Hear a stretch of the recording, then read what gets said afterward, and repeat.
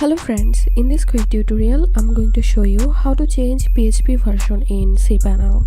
But before getting started this video, make sure to subscribe. How to 1 minute. So first of all, open your Cpanel and then click on select PHP version. If you can't find this, you can search it here. So open select PHP version and here we can see my current PHP version is 7.4.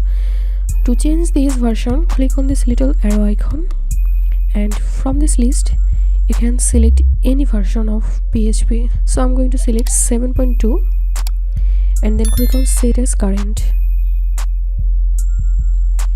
So this is how we can change PHP version in Cpanel. If you find this video helpful, make sure to subscribe. How to 1 minute. Thanks for watching this video.